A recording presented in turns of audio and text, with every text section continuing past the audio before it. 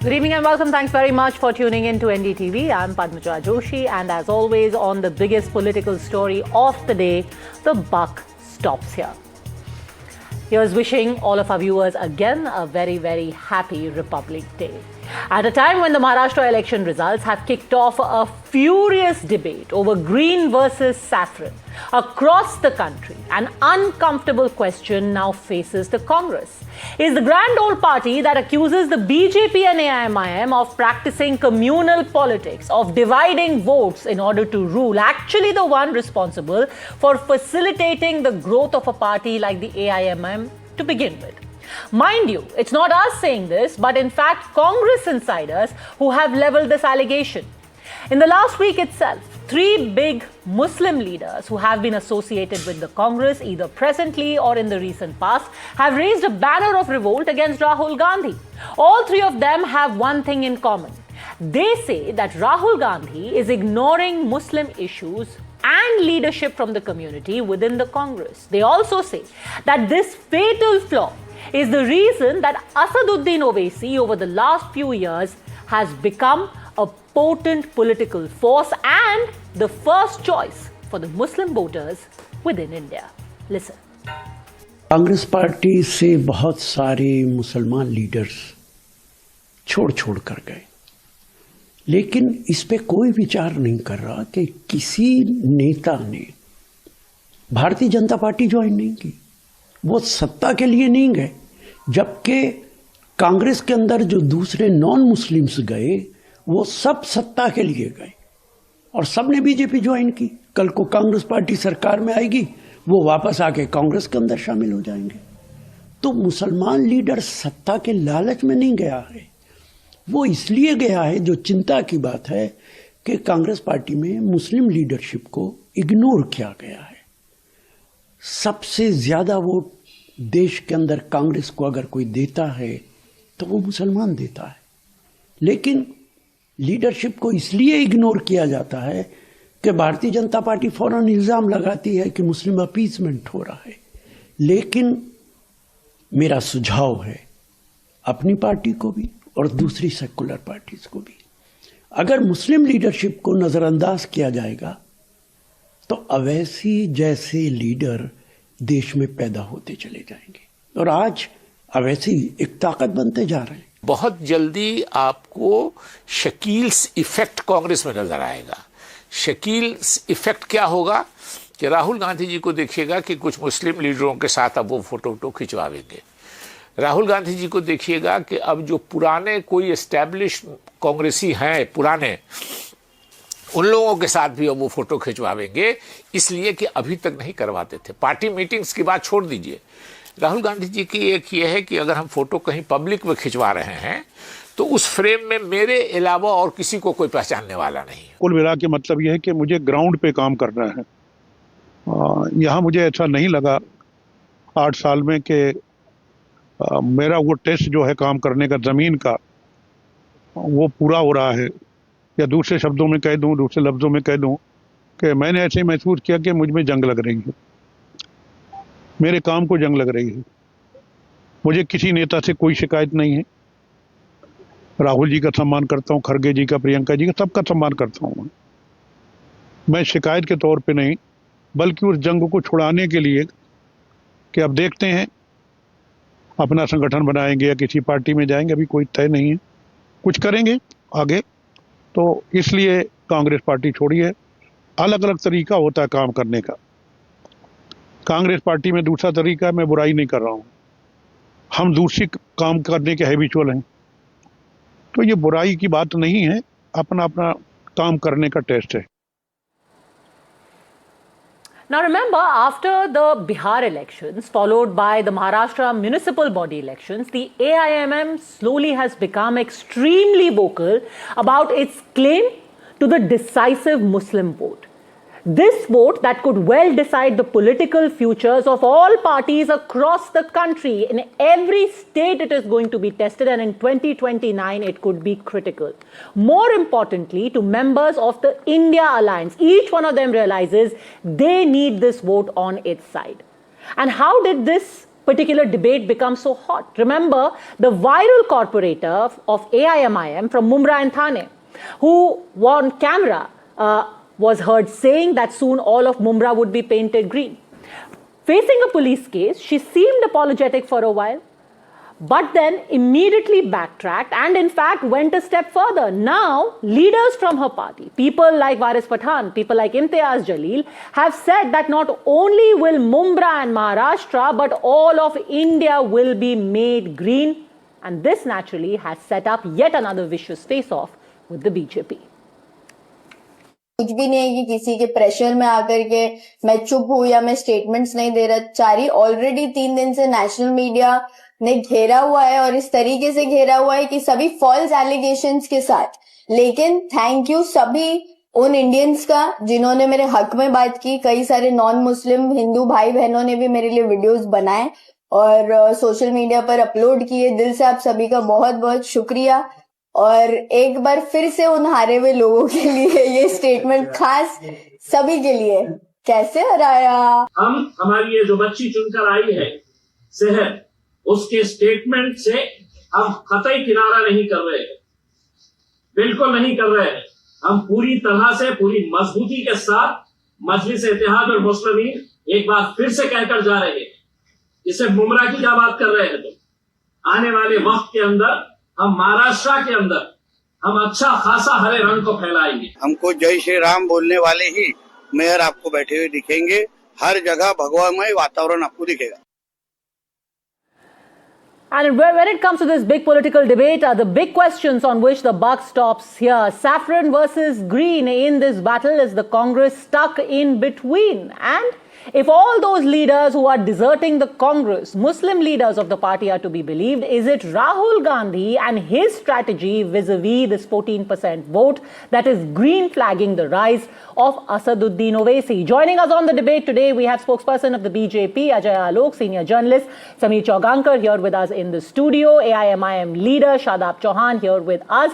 Representing the Congress is its leader Jagdish Sharma and Syed Asad Abbas, political analyst. Jagdish Sharma, अभी इतने time तक तो AIMIM को आप गालियां दे रहे थे, कह रहे थे कि वो मुस्लिम वोट डिवाइड कर रहा है।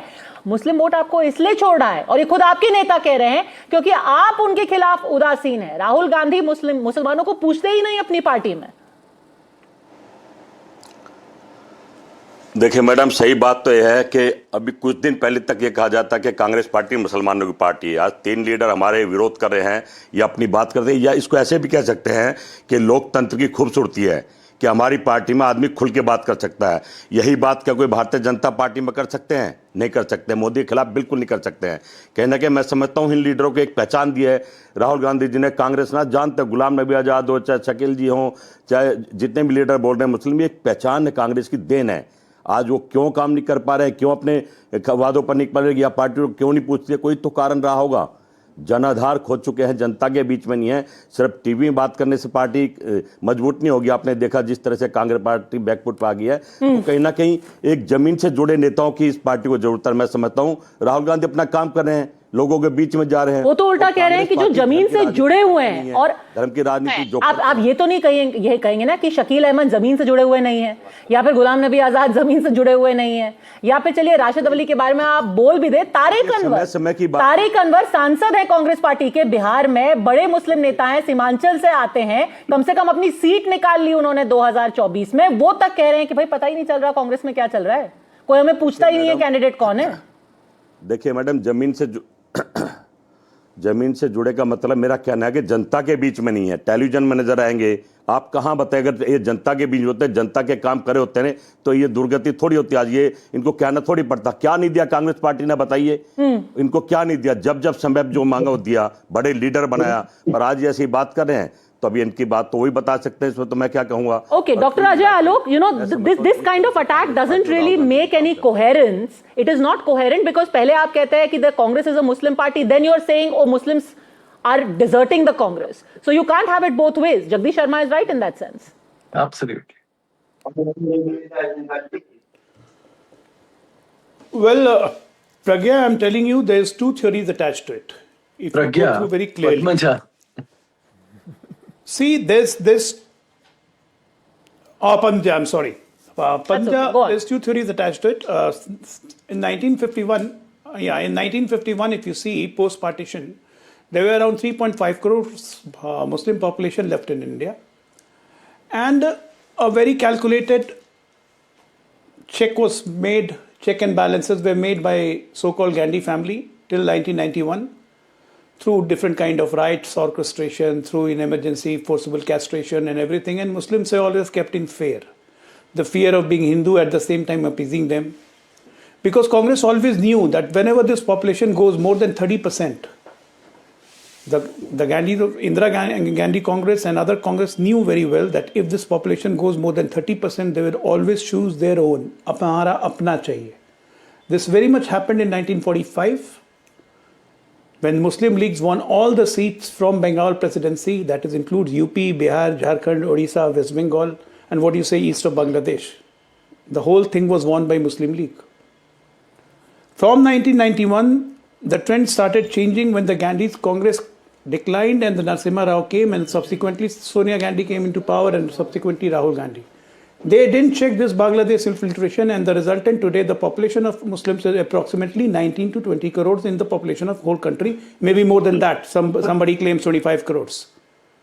Now, this phenomena, apna chahiye, this is happening wherever the population has gone up by 30% or 35%. We have seen in Bihar, 2015, Owaisi contested in the same amount of seat. And only in those 5 seats, he gained much votes, what he was able to win in 2020. And again, he won in 2025, the same amount of vote. In spite of the massive saying by Rahul Gandhi and all, the vote chori and all this, Muslim ek saath ho jao, BJP aa jayegi, of all the fears, irrespective. Then came Maharashtra municipal polls. Of all the population, where is going more than 35% or 30%? Apna chahiye. This apna feeling of Muslims is pushing them towards OSC, and this is what is hurting this alliance. No, but that is exactly what Rahul Gandhi is resisting. He doesn't. That's the whole point. The Congress is saying we don't want to fall in the trap of the BJP and become an extremist like Asaduddin Owaisi. That is exactly what you want, and that is what some leaders within the Congress must be resenting. That Congress isn't as extremist as Asaduddin Owaisi. That's what the Congress says. We are centrist. That is the narrative. That is the narrative Congress wants to throw. And you are getting into trap of it. Right from the beginning, Congress was already anti-Hindu, always anti-Hindu, anti-Sanatan. It is a proven fact. Now, the second narrative, what I'm trying to tell you, why these Congress people are saying like Rashid Alvi or, first of all, Shakil Ahmed left Congress on 14th November itself, the day Bihar result came out. Now he's speaking. Rashid Alvi is still in Congress. Nasimuddin Siddiqui was earlier in BSP, then went to Congress, again planning to come back to BSP. Now, why this narrative is being thrown out in the public, there is a reason attached to it. Now, there is an infeud going between the Congress, within the Congress, that there's somebody wants the change of leadership. Most of the congressmen want now this Rahul Gandhi to go away. And they are pushing up Priyanka, because Priyanka already being sidelined. Usko naam diya Assam bhej ke. She's a MP from Kerala and she's looking after Assam. Okay. She hasn't visited Assam yet. Good enough. The Assam elections are very near. Now, this narrative is being thrown intentionally. This is the internal feud of Congress where they want to project Priyanka as a leader, making Rahul Gandhi sidelined. So there are 2 theories attached to it. Number 1, the Muslim theory, which stays very much intact. Mumra ko hara kar denge, and jahan bhi population 30%, 35% ho jaye, wahan apna chahiye, wahan na RJD chahiye, na Samajwadi chahiye, na Congress chahiye. Okay, Syed Asad Abbas, apne nahi ho paaye. Second Muslim League, in OSC is growing. Okay, apne nahi ho paaye, and eventually the people you claim to espouse the cause for, they do not think that you speak for them. Padmaja, kindly allow me the same time that you gave Mr. Ajay Alok. Firstly, Ajay Alok भाई साहब गौर से सुनिएगा. उम्र भर गालिब यही भूल करता रहा, धूल चेहरे पे थी, आईना साफ करता रहा. ये क्या बोल रहे हैं आप? Respected sir, I am a young Indian progressive Muslim, and Asaduddin Owaisi is not the representation of Indian Muslims. And let me tell you, sir, let it be an Asaduddin Owaisi or even the Bharatiya Janata Party like yours, आप दोनों एक ही ताली के चट्टे बट्टे हैं. One party polarizes our Hindu brothers, one party tries to polarize our Muslim brothers. Now, let me say something, a very controversial statement. This will resonate with the viewers of NDTV. आप सबके आंखें खुल जाएगी, चकाचौंध हो जाएगी. Why do you think that Asaduddin Owaisi, who time and again takes on Mr. Modi ye, Amit Shah ye, but he's still immune to CBI EDIT. No CBI EDIT cases against him, whereas the whole opposition is bombarded by cases. Why? Because the presence of Asaduddin Owaisi in the AIMIM helps the Bharatiya Janata Party to अरे पर polarize the Rashid Hindu Alvi votes किस थाली on के one चट्टे end. बट्टे हैं? Today is not even about Owaisi. You have Rashid Alvi saying that you are pushing the Muslims toward Owaisi.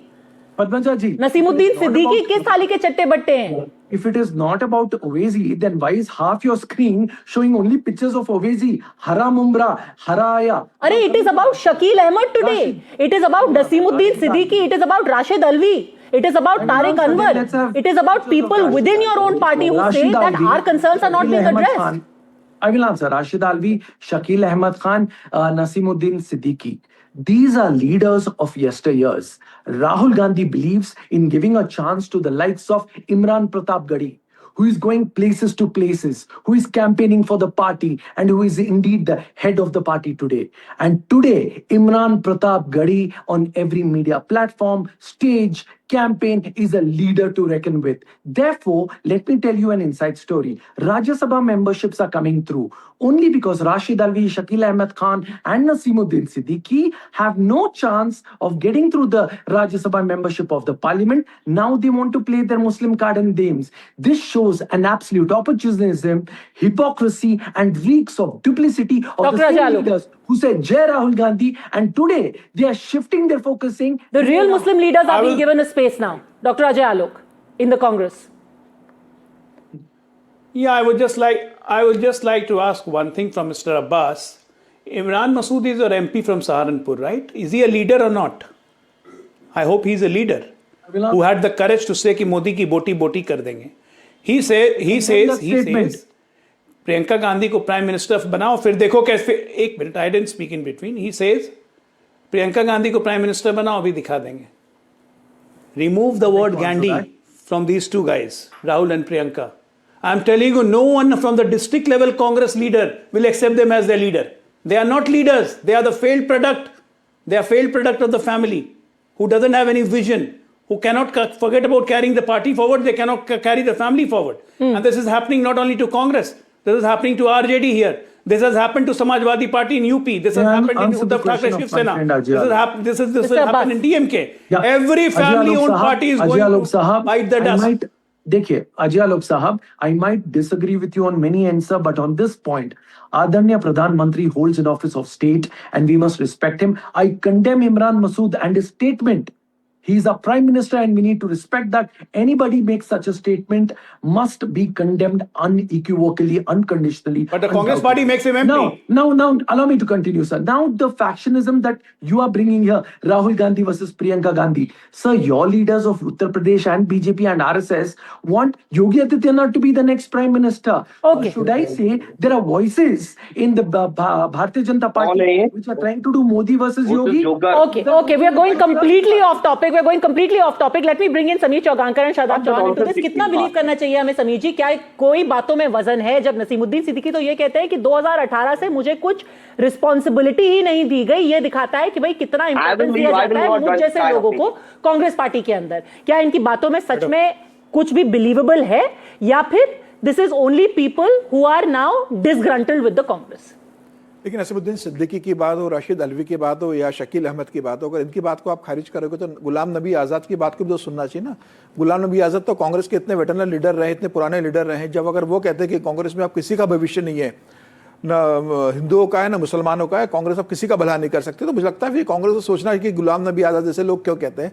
और अब कांग्रेस के संग क्या राहुल गांधी लगातार जिस तरीके से राजनीति कर रहे हैं वो बहुत स्पष्ट मुस्लिम तुष्टीकरण की राजनीति करने की कोशिश कर रहे हैं. राहुल गांधी के ये मान के चल रहा हूँ, कांग्रेस के मुसलमान लीडर राहुल गांधी को समझाने की स्थिति में नहीं है, राहुल गांधी उसे मिलने की स्थिति में नहीं है कि भाई अब मुसलमान आपको अपना नेता नहीं मान रहा, हिंदू के लोग अपने आपको नेता नहीं मान रहे. राहुल गांधी मुसलमानों के वोटों के लिए राम मंदिर नहीं चाहते. राहुल गांधी बताना चाहते हैं कि भाई मैं मुस्लिम के वोट के दम पर राजनीति करूंगा, मैं ओबीसी के दम पर राजनीति करूंगा, मुझे हिंदुओं के वोट नहीं चाहिए. लेकिन आप देखिए कांग्रेस सारे बड़े लीडर जो मुस्लिम लीडर है वो कांग्रेस छोड़ रहे हैं, और इसलिए छोड़ रहे हैं कि वो कह रहे हैं कि जहां डूब रहा है तो उसमें डूबने से बेहतर ये है कि अपन को दूसरी कश्ती देखे जहां अपन सुरक्षित रह सके। आप उत्तर प्रदेश में देख लीजिए, 40 साल से आपकी सरकार नहीं है, बिहार में आपकी 30 साल से सरकार नहीं है, अगले 20-25 साल सरकार लौटकर आए बिहार में या उत्तर प्रदेश में, इसकी कोई संभावना नजर नहीं आ रही। तो लीडर क्या करेंगे? आपकी कोई आइडियोलॉजी तो हो, किसी भी तो आप काम कर रहे हो, या तो आप मुस्लिम अपीसमेंट के लिए काम कर रहे हो, या आप हिंदुओं को लेकर काम कर रहे हो, या आप सबको साथ में लेकर चलने के लिए काम कर रहे हो। राहुल गांधी की राजनीति में कुछ नजर नहीं आता। और राहुल गांधी इतने पार्टी के लीडर स्टेटमेंट देते, क्या राहुल गांधी ने किसी लीडर को फोन कर बात की? क्या राहुल गांधी ने शकील अहमद से बात की? क्या राहुल गांधी नसीमुद्दीन सिद्दीकी से बात की? जब उनको अमेठी रायबरेली में मिलने गए तो राहुल गांधी से मिलने तक नहीं दिया गया। राहुल गांधी फोन तो कर सकते थे, राहुल गांधी राशिद अल्वी से फोन पे बात कर सकते हैं, कांग्रेस लीडर को राहुल गांधी मिलने बुला सकते थे अपने घर पर कि भाई क्या समस्या, कैसे मिलना है। आप अपने नेताओं से संवाद नहीं करोगे, बात नहीं करोगे, और राहुल गांधी उम्मीद करेंगे कि उनके साथ पार्टी के लीडर जुड़े रहे। तो मुझे लग रहा है ये शुरुआत है जो लगातार 2014 के बाद जिस तरीके से राहुल गांधी के करीबी यंग लीडर्स ने भी पार्टी छोड़ी, चाहे फिर ज्योतिरादित्य सिंधिया हो, जितिन प्रसाद हो, आर.एस. सिंह हो, तमाम लीडर छोड़ के चले गए। मुझे लग रहा है कि जो बुजुर्ग है वो भी पार्टी छोड़ के जा रहा है। राहुल गांधी की कांग्रेस में मुझे लग रहा है किसी को भरोसा नहीं है। Mr. Abbas, and especially on a topic as touchy as this. Yeah, the fact of the matter, I'll share this with you, Padmaja ji. Let us understand that it's very interesting that names of Jitin Prasada, R.S.N. Singh, and Jyotiraditya Scindia has taken. Sameer Sahab, let me tell you, sir. Yashwant Sinha जो बहुत बड़े दिग्गज नेता थे भाजपा के, मोदी जी के government में उन्होंने क्या पता आपको, क्या कहा पता है आपको? India is in great danger in democracy under the Modi government. Udit Raj ने कहा जब वो भाजपा छोड़कर कांग्रेस को आए कि खतरे में है, हम सब दलित के खिलाफ काम करता है भाजपा। वही नहीं, कीर्ति आजाद ने क्या कहा? इनफैक्ट कीर्ति आजाद ने खुद ये कहा कि जो हमारे जो आदरणीय अरुण जेटली जो बहुत बड़े नेता हैं उन पे करप्शन का आरोप लगाया। तो ये सारे डिसग्रंटेड लोग हैं। there is no substance in what they are saying. ये सारे डिसग्रंटेड है। You're going to put all of this down to them being unhappy with not being given importance. Padmaja ji, हर पॉलिटिकल पार्टी में there are differences, there are factions. It's not just the Congress. Shadab Chauhan, these kind of dogs continuously barking here. These kinds of jokers continuously barking here, and you are allowing them. अच्छा sir, no barking है क्या? Please Shadab Chauhan, let's be very careful with our language. Nobody is a dog, nobody is barking. Shadab Chauhan, क्या कहीं ये तीनों लोग आपकी party में तो नहीं आ रहे? Because constantly they are saying कि you are the people playing a fixed match with the BJP. अचानक से ये नसीमुद्दीन सिद्दीकी अवतरित होकर के आपकी पार्टी में तो नहीं आ रहे? नहीं पदमजा जी, हमारी पार्टी में कोई आ रहा है तो उसको हम मना नहीं करेंगे, हमारा स्वागत है। लेकिन same thing my leader is speaking from last 10 years. These so-called secular parties are not asked. They are using our vote bank and they think that we are a robot, nothing else. And now 20% Muslims of Uttar Pradesh and entire country is Muslim, thinking that we have to develop our own leadership. And Ajay bhai speak that if we are more than 35, then we think that there should be our leader. Definitely, what's wrong in it? We want our leader. We want to serve this country. How can you say that you can't develop your leadership if Malla, Nishad, Rajbar, Reddy, Yadav, Thakur, and other castes have their own leaders? Then what's the problem with the Muslim leadership? Problem ये है ना कि आप पूरे देश को polarise करके सिर्फ दो ध्रुवों में बांट रहे हैं कि सारे हिंदू एक तरफ, सारे मुसलमान एक तरफ, और आपके निशाने पे कांग्रेस पार्टी रहती है। और यही वो नहीं चाहते हैं। वो चाहते हैं कि आप कांग्रेस को एक तरीके से पेंट करके कि ये आपका काम नहीं कर रहे हैं, मुसलमानों को अपनी तरफ लेकर के आए। That is the problem. नहीं पदमजा, 75 सालों में कांग्रेस सपा इन्हीं लोगों को तो मुसलमानों ने वोट दिया है। तो 2006 में सच्चर कमेटी ने बोला कि इनकी तो हालत दलितों से बदतर हो गई।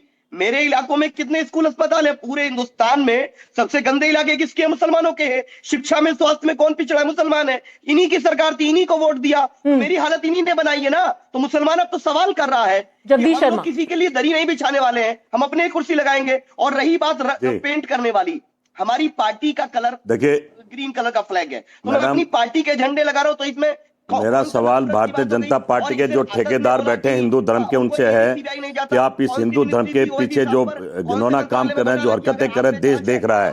आज ना तो हिंदू सुरक्षित है, ना मुसलमान सुरक्षित, आपस में लड़ रहे हैं। वो साधु संत भी लड़ा दिए इन्होंने। ये हिंदू धर्म की परिभाषा पता नहीं कौन से हिंदू धर्म कभी भी सीधा एआईएमआईएम ये पूछ रहा है, hold on a second, let's come back to the topic. Topic बड़ा सीधा है। एआईएमआईएम आपसे पूछ रहा है कि इतने सालों तक आप ठेकेदारी करके बैठे हुए थे एक समुदाय की, अब वो समुदाय आपसे खुश नहीं है, उसके नेता आपसे खुश नहीं है, खुद कांग्रेस में जो मुसलमान नेता है वो आपसे खुश नहीं है, और वो कह रहे हैं कि बस बहुत हो गया, अब हम और अपने ऑप्शंस तलाशेंगे। भाई हम तो धर्म की राजनीति, हम तो मैडम धर्म की राजनीति नहीं करते हैं, चार सीटने से नेता नहीं बनते हैं, इनका कहीं अता पता नहीं है, सिर्फ कटवा वोट काटने की राजनीति करते हैं। मोदी की बी टीम है, इनका काम यही है कांग्रेस को कमजोर करने का, और कांग्रेस कमजोर का मतलब समझते हैं कि आज भारत कमजोर हो गया है, इन लोगों की वजह से कमजोर हो गया है। बताइए कितने साल से राजनीति कर रहे, कितनी बड़ी पार्टी है ये अपने घर में जीतने से शेर बन रहे हैं, इनकी जमानत भी जब्त हुई है, इस पर भी ध्यान रखना चाहिए।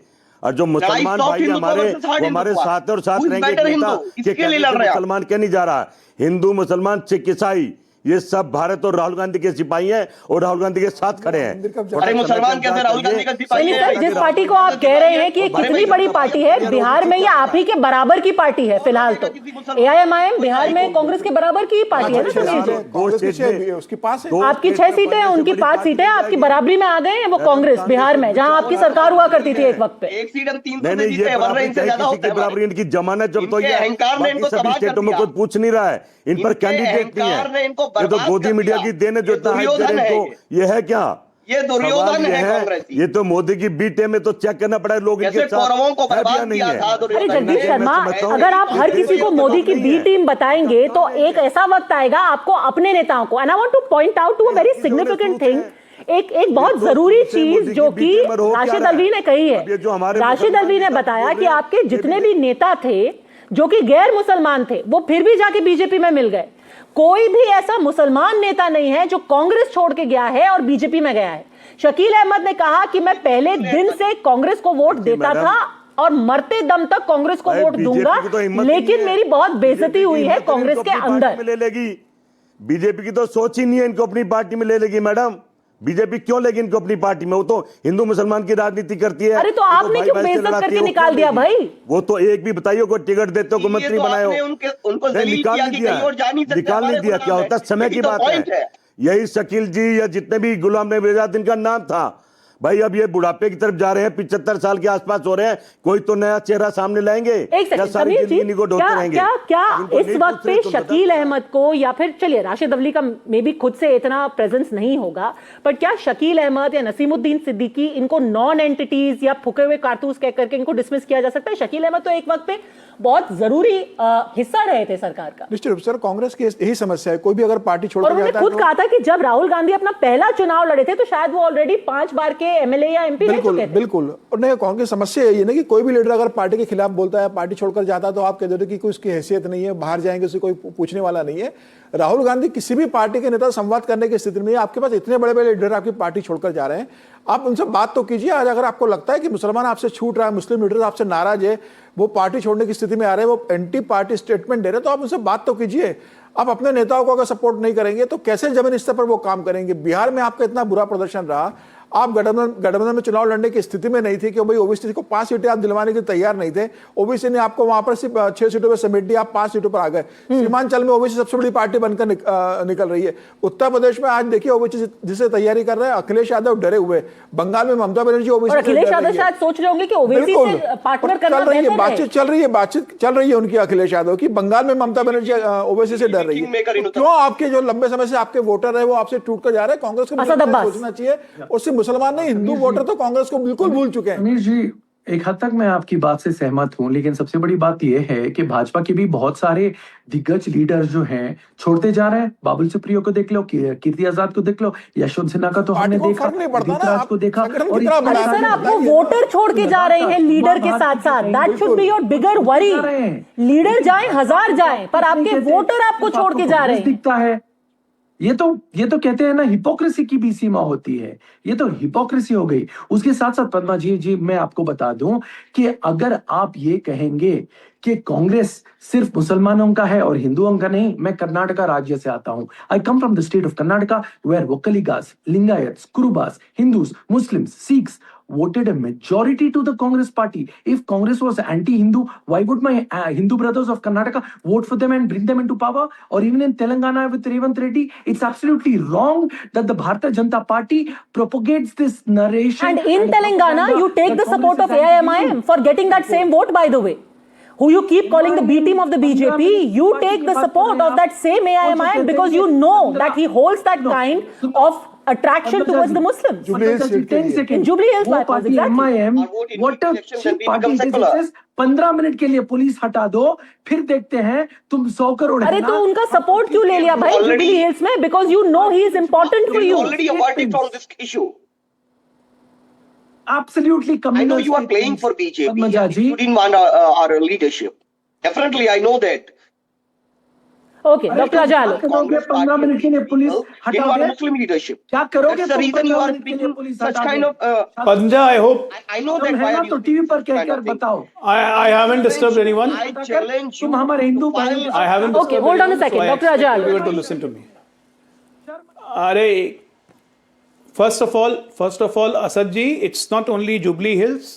Well, like what Padmaja said, you had taken Congress support in 2004, 2009, cash for vote scam, nuclear deal, for everything. Asaduddin Owaisi was with you, first of all. दूसरी चीज़ पद्मजा जी, देश को जानना बहुत ज़रूरी है। एक व्यवस्था से उपजी हुई कांग्रेस पार्टी थी जिसमें पर्सनालिटी ड्रिवन था।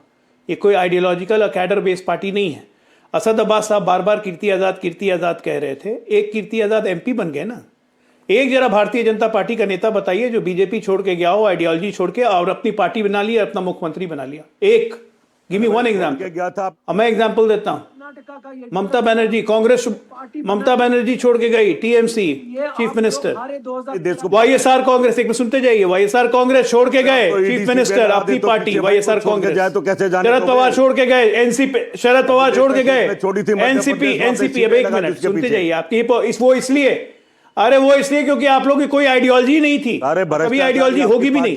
जिसको और अब तो ऐसे डायरेक्शनलेस, अब ऐसे डायरेक्शनलेस आदमी के हाथ में पार्टी है, which is the failed product of the family. Failed product है फैमिली के राहुल गांधी जी, ठीक है ना। इसलिए हमें कोई फर्क नहीं पड़ता, आप करते रहिए इस तरह से। Now as far as Muslim appeasement goes, you kept on doing Muslim. तो आप मोदी जी का अपमान मत करिए। आप अगर गांधी नहीं बोल सकते हैं, your resultant is the resultant of this, that today when the population has grown up, they are choosing their own leader, not you. You are creating situation pre-partition like again because you want a partition again, which Rahul Gandhi keep on speaking on the basis of north and south, on the basis of religion divide, on the basis of Rahul Gandhi है, Rahul Gandhi mister, उनका नाम लेना सीखो पहले। Asad Abbas, final 1 minute. Let me enlighten my dear friend Ajay Alok, मेरे बड़े भाई, respected sir, are you even aware in the year 2013 in Karnataka, in my state of Karnataka, the reason for the debacle of BJP as per Modi ji and Amit Shah was Mr. Yediyurappa, who broke from the BJP and started his own party KJP. That is the reason why Congress and Siddaramaiah came into power. Yediyurappa was not able to form his own government, so he rejoined the BJP. Get your facts right. The He was ideologically from BJP, so he rejoined the BJP. 2013 in the state of Karnataka. So you stand corrected and you concede to my point today. So leaders like B.S. Yediyurappa have left your party. 1.5 years, 1.5 years, Asad, 1.5 years, and please don't teach me communal lines. Don't teach me communal lines. No, sir, and you need to agree on the show. Jammu and Kashmir. आप भगवा करते हैं ना, उसी तरह से AIMIM हरा Bharatiya Janata party जिन्होंने पार्टी छोड़ी, उमा भारती ने पार्टी छोड़ी, हिंदुस्तान कल्याण सिंह ने पार्टी छोड़ी, येदियुरप्पा ने पार्टी छोड़ी, लेकिन क्या उसको सर्वाइव कर पाया क्या? सब लौट कर भारतीय जनता पार्टी के अंदर चले आए। उन्हें पता है कि बिना भारतीय जनता पार्टी के संगठन के आप सर्वाइव नहीं कर सकते। लेकिन आप वहीं अगर आप कांग्रेस में देखेंगे तो ममता बनर्जी बना लेती है, जगनमोहन रेड्डी वहां कांग्रेस छोड़कर मुख्यमंत्री बन जाते हैं, शरद पवार वहां बना लेते हैं। हिंदुस्तान के सभी राज्यों में पार्टी के बड़े लीडर पार्टी छोड़कर चले जाते हैं। जो छोड़ के जाते हैं वो कम से कम कांग्रेस सरकार नहीं बनाई। गुलाम नबी आजाद ने जम्मू कश्मीर में कांग्रेस की क्या हालत कर दी, आप हरियाणा में देख लिए कांग्रेस की क्या हालत हो गई। And that is the point. This is not about people who defect. These are people who have a hold on a voter block within your own party, and that voter block that you keep saying we speak for. And if anything, you've got this reaction coming in from Badruddin Ajmal, Jagdish Sharma and Syed Asad Abbas, where the AIUDF chief actually is saying that the Congress is the one that gives a walkover to the BJP, that when it comes to Assam, Muslims are safer than they have ever been in the entire country. Let's listen in to Badruddin Ajmal. Not a single vote BJP को नहीं देना चाहिए। अगर देता है तो ये हमारे कौम का, जाति का दुर्भाग्य है। और मुसलमान मियाँ मियाँ करीब आप भोट दी वो लज्जा लगी बोला चुल्लू पर पानी डूबिया मरो। Dirty game Congress dirty game खेलिए माइनॉरिटी मानी बुड़बक बनाई इससे। बीजेपी को 100% वॉकओवर दे रहा है। अंडरस्टैंडिंग है और ये मैं खुल के बोल रहा हूँ इसीलिए कि वो बीजेपी को वापस लाना चाहता। इसलिए मुसलमान का 5 भाग में टुकड़ा होगा, मुसलमान खत्म हो जाएगा और बीजेपी फिर वापस कांग्रेस ला रही है पावर। बताइए Jagdish Sharma, of all the people, Badruddin Ajmal कह रहे हैं कि अगर यहां पर कोई वोट काट रहा है और बीजेपी की तरफ भेज रहा है तो वो कांग्रेस पार्टी है, कम से कम असम में।